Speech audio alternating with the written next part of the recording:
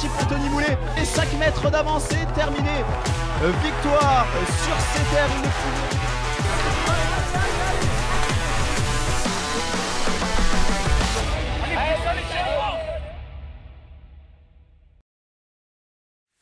Bonjour à tous et bienvenue ici du côté de la communauté de communes des Balcons du Dauphiné sur le magnifique site de la Vallée Bleue. Troisième étape aujourd'hui du Green Tour 2023, étape particulière en relais mixte.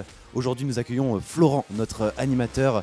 Florent, peux-tu nous en dire plus aujourd'hui sur la course du jour ? Oui, merci Nathan, bonjour à toutes et à tous. Et puis voilà, nous voilà sur le site de la Vallée Bleue, comme tu le disais, pour une course très spéciale puisque nous allons avoir toutes les équipes en relais aujourd'hui, comme tu le disais si bien. Et ça risque d'être intéressant parce qu'on va pouvoir voir les équipes se battre différemment que sur les autres étapes et peut-être des équipes prendre l'avantage par rapport aux jours précédents.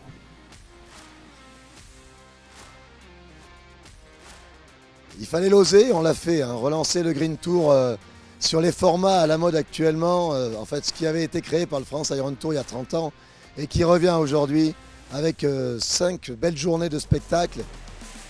Avec aujourd'hui, comme sur les étapes précédentes, les amateurs qui vont pouvoir courir sur un format XS, sur les mêmes parcours que les élites seulement quelques minutes auparavant.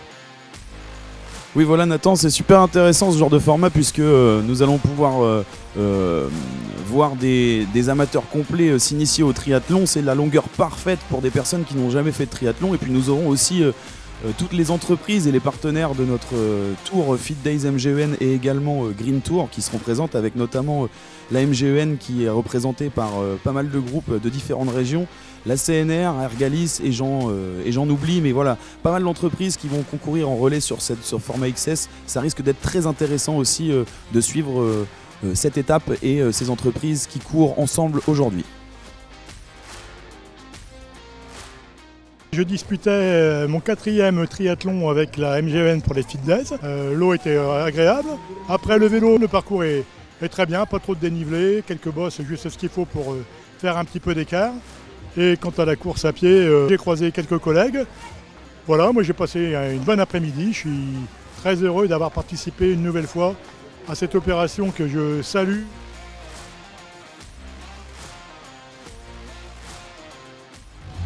Bien au début, j'ai sauté sur des coquillages. Ah ouais ? Du coup, j'ai fait ça. Ah.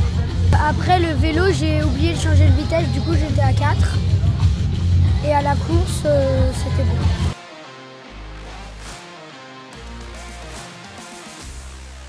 Et donc après cette belle course amateur avec plus de 115 concurrents, place aux élites et aux relais mixtes.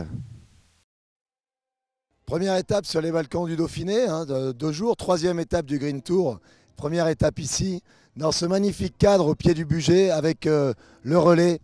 Donc une étape qui n'a pas beaucoup d'incidence sur le classement individuel mais qui compte vraiment par équipe. On va partir pour faire une épreuve très très courte.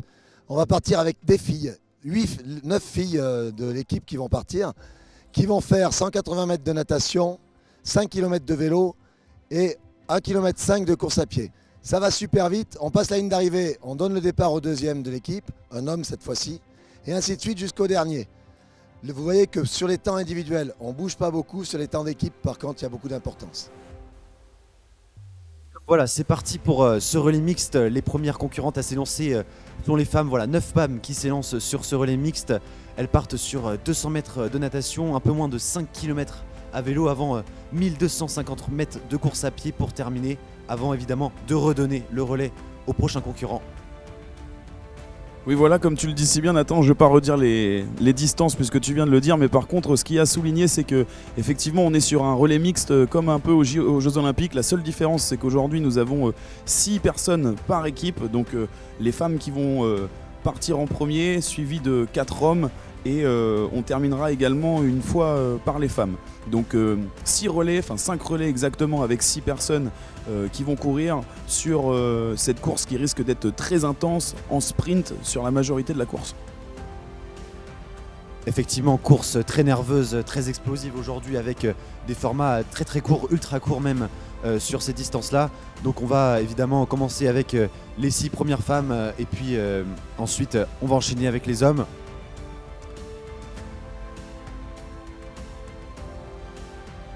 Donc pour débuter cette première course, c'est Justine Guérard hein, de l'équipe Améthyste qui prend la tête et qui passe le relais à Brice Accard pour l'équipe Améthyste. Et puis derrière, on va avoir l'équipe Onyx bien placée avec Damien Andrade. Ouais, la natation là qui repart hein, pour ce deuxième relais. Et puis je tiens à souligner aussi hein, que nous avons une athlète russe, hein, Diana, qui a fait un tour de plus sur le vélo et qui a pris un désavantage considérable puisque du coup les équipes lui sont passées devant. Elle faisait partie de l'équipe Diamant, donc l'équipe Diamant qui va être rétrogradée là sur le deuxième relais dès le début de cette course, hein, Nathan. Effectivement, l'équipe Diamant a rétrogradé alors que là, Jimmy Lent et Brice Accard vont partir tous les deux en tête. Jimmy Lent représente l'équipe Diamant, il est leader de la course au classement général alors que Brice Accard, lui, représente l'équipe Améthyste. Voilà, donc une course vélo très intense entre ces deux concurrents. Derrière, on a l'équipe Ruby qui est plutôt bien placée avec Dimitri Polianski. Voilà pour les favoris au début de cette course. Jimmy Lent qui a une très bonne course à pied et qui réussit à réaliser un très bon relais avant de passer au prochain concurrent. On va continuer ensuite avec des hommes. Ouais, comme tu le disais, Dimitri Polianski hein, qui a participé plusieurs fois aux Jeux Olympiques, qui lui est plus adepte des longues distances. Alors d'une parce qu'il était sur cette distance, sur les plus longues distances avant, et puis parce que il prend un peu d'âge aussi, donc l'explosivité est un peu plus difficile. Tu me disais tout à l'heure, Nathan, effectivement, pour certains de nos concurrents, ça va être plus compliqué de courir des étapes intenses comme ça dans l'explosivité, puisque on n'est pas du tout sur les mêmes filières énergétiques et c'est pas du tout les mêmes efforts. Effectivement Florent, alors que là on voit à la sortie de l'eau, c'est Quentin Barraud qui continue, qui part en vélo tout seul devant. Voilà, Quentin Barraud pour l'équipe Améthyste qui prend le leadership de la course. Mais attention hein, parce qu'à sa suite on a de gros noms avec pour l'équipe Saphir, on a William Fanet qui représente l'équipe Saphir. On a également du côté de l'équipe Diamant, je crois que c'est Thomas Rivet également, et puis on a bien pour l'équipe Opale Thomas Laurent. Voilà, donc des gros noms qui vont partir en chasse derrière Quentin Barraud qui réalise une belle course encore une fois. Et moi je tiens à préciser, Nathan, qu'il y a des choix qui ont été faits par les équipes qui sont un peu différents, puisque comme on vous le disait tout à l'heure, les filles sont parties en première mais termineront aussi la course. Et alors le choix de certaines équipes a été de mettre la meilleure des filles en premier, et les autres équipes ont pris plutôt le choix de mettre la meilleure des filles en dernière, comme je pense à l'équipe Ruby qui a mis Valentina en dernière relayeuse, et on risque d'avoir une remontada de Valentina avec le niveau qu'elle nous a montré sur les deux premières étapes. Effectivement, et tu parlais de stratégie, là on a passé le 4e relais. Effectivement, la plupart des équipes qui ont décidé de mettre leur carte forte hein, en début de relais, et donc là on sort déjà de l'eau avec des athlètes qui étaient un peu plus en bas de classement mais qui vont quand même réaliser de belles performances là sur cette partie, cette 4e partie, cette 4e vague comme on dit. Voilà, on repart en vélo et c'est toujours l'équipe Améthyste hein, qui mène le leadership, alors que derrière on est en chasse-patate comme on dit dans le jargon du vélo, pour aller tenter de rattraper le concurrent de tête. Voilà, c'est l'équipe Opale, hein, l'équipe Ruby. Voilà pour les 3 premières équipes pour l'instant qui réalisent une très belle performance et qui vont se jouer la gagne. Ouais, je vais rebondir un peu sur l'équipe Opale hein, qui a appelé Carole du Green Tour pour participer à cet événement, et voilà, ils ont formé une équipe majoritairement de Normands. C'était une équipe sur laquelle on pouvait avoir des surprises, et effectivement ils sont dans les 3 de tête sur cette course en relais. Vous le voyez là à l'écran, en 3e position avec le dossard jaune, l'équipe Opale qui fait une grosse course là et qui nous surprend en tout cas sur le début de ce relais hein. Effectivement, très grosse performance de l'équipe Opale, et là super intéressant, on est 4e relais, on a 3 hommes en tête qui ne se lâchent pas. Voilà, ils ont fait toute la course ensemble, ils ne se lâchent pas hein, de l'équipe Améthyste, de l'équipe Ruby, de l'équipe Opale, et donc on a 3 hommes de tête qui vont conserver le leadership et qui vont pas réussir à se départager sur la partie course à pied, et donc ça va donner un 5e relais hyper intéressant puisque c'est là où tout va se jouer. Ouais, hein, les athlètes qui sont mis à rude épreuve, non seulement, comme je le disais tout à l'heure, par l'explosivité, mais également par les températures hein, qui avoisinent les 35 degrés hein, en cette soirée. Voilà, c'est une épreuve qui est très difficile. En plus, avec la chaleur et la déshydratation, on voit hein, sur le visage des athlètes qu'ils vont être marqués et que l'effort est très difficile à tenir.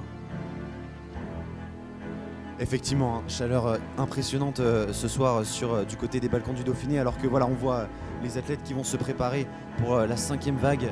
Adrien Barito du côté de l'équipe Opale qui va tout donner pour conserver la tête. Voilà, il part en tête, Adrien Barito, avec voilà, à ses trousses on a voilà, 3 équipes hein, qui peuvent jouer la gagne avec Opale, Rubis et Améthyste. Voilà, n'oublions pas qu'en dernier relais, nous aurons les filles avec, comme tu disais tout à l'heure Florent, des cartes maîtresses comme Valentina Riazova du côté de l'équipe Rubis. On aura également Marie Vatier du côté de l'équipe Améthyste. Marie Vatier qui est aussi qui réalise aussi de belles performances depuis le début de ce Green Tour. Voilà donc pour les favoris, ça va se jouer entre ces trois-là. Et pour l'instant, difficile de faire un pronostic.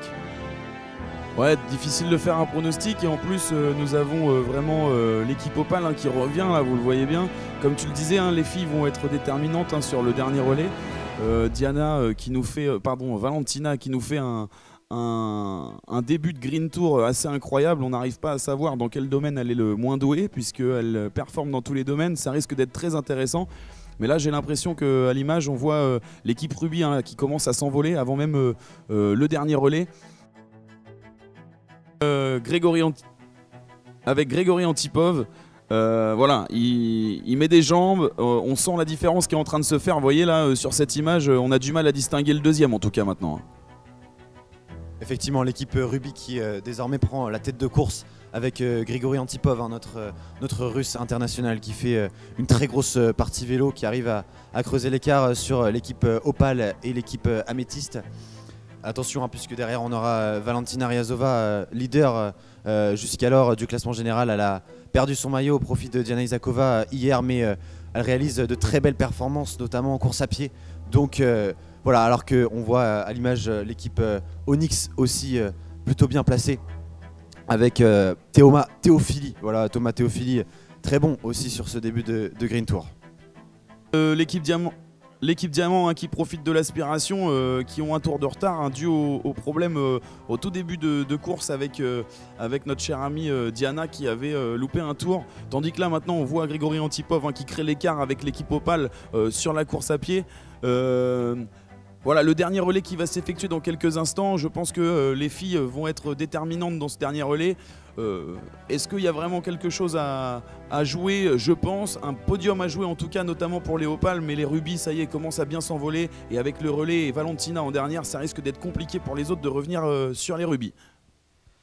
Effectivement, hein, pour le leader de la course, tout semble être joué avec une équipe Rubis qui a clairement écrasé cette course hein, sur la fin. Avec pour le podium effectivement l'équipe Améthyste ou l'équipe Opale, ça va être très serré. On a Valentine Jadot et Marie Vati, alors que voilà, on voit Valentina elle qui s'envole vers la victoire pour son équipe Rubis. Valentina Riazova, hein, on rappelle quand même, ce n'est pas n'importe qui, 12e au JO de Tokyo en 2021. Donc voilà, Valentina qui est comme depuis le début de ce Green Tour, impressionnante sur toutes les parties, que ce soit la natation, le vélo ou la course à pied, et qui là creuse l'écart sur les deux filles derrière pour aller s'imposer ici du côté des Balkans du Dauphiné. Ouais, elle est impressionnante et sur toute distance hein, elle a fait le spectacle sur ce relais mix ce soir hein, comme on le rappelle, un relais mix qui a été un peu pensé comme aux Jeux Olympiques hein, comme je le disais en début de documentaire. Voilà, 6 athlètes contrairement aux Jeux Olympiques, on en a un petit peu plus nous, mais effectivement nous avons Valentina qui fait complètement la différence, qui rattrape les athlètes une à une, qui leur met un tour. C'est incroyable de voir ça et on est sûr que l'équipe Rubis maintenant arrivera à terme de cette course en première position. Mais derrière il y a une grosse bataille entre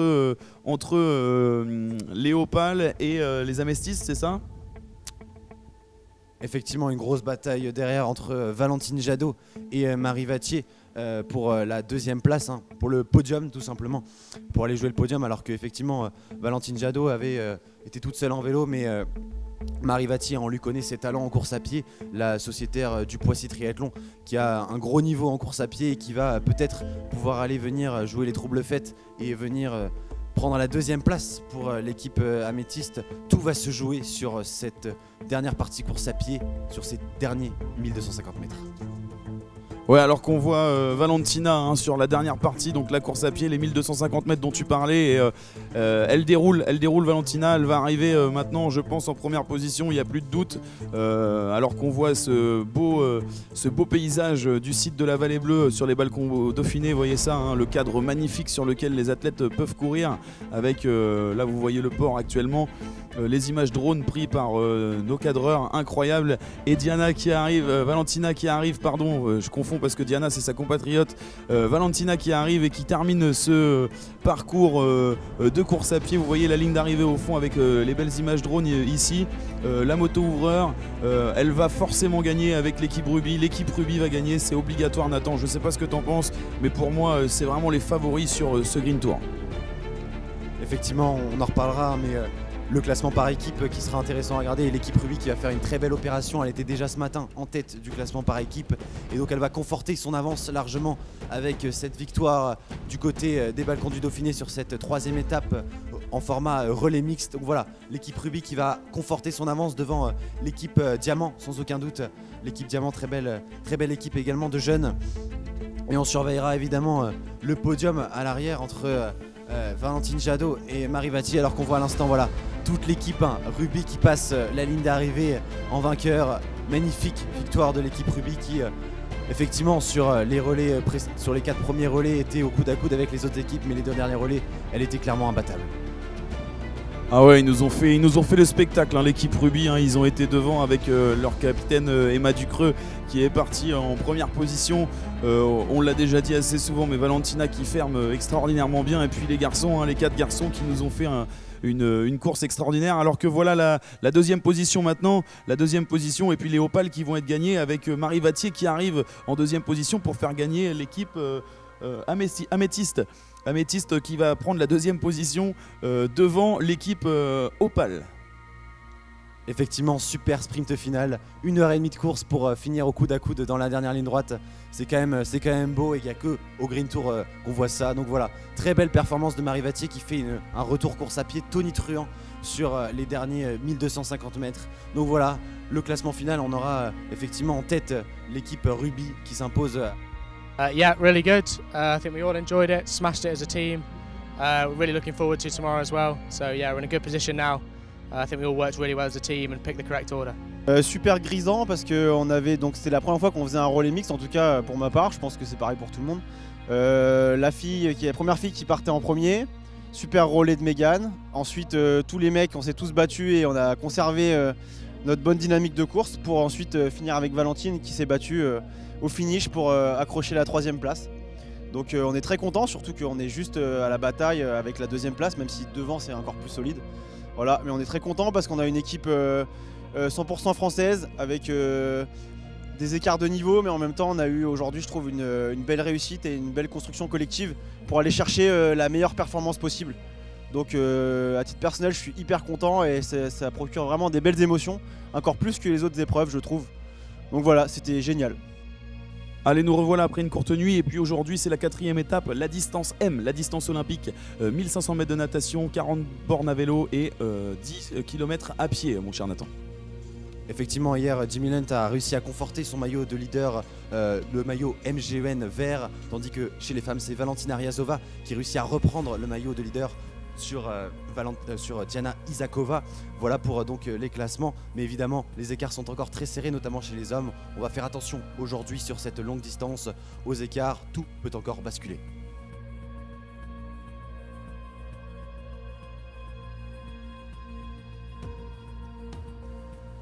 Et voilà, c'est parti pour cette distance olympique. Et vous voyez alors une course un peu particulière puisqu'on a pris les écarts au cumul des 3 dernières étapes. Donc les athlètes qui ne partent pas ensemble, voilà pourquoi vous ne voyez pas un effet de groupe ou un effet de masse.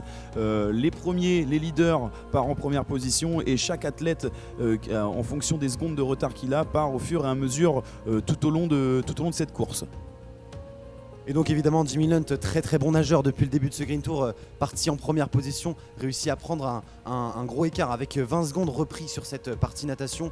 Derrière, très bonne natation de Dimitri Polianski suivi par Brice Akar également.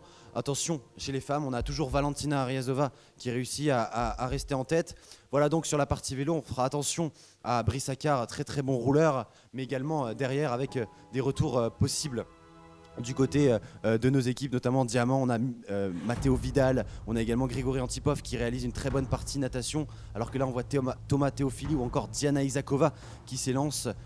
Voilà, chez les femmes on aura aussi une belle bataille entre Justine Guérard et Diana Isakova pour la deuxième place. Tout va se jouer sur cette partie vélo.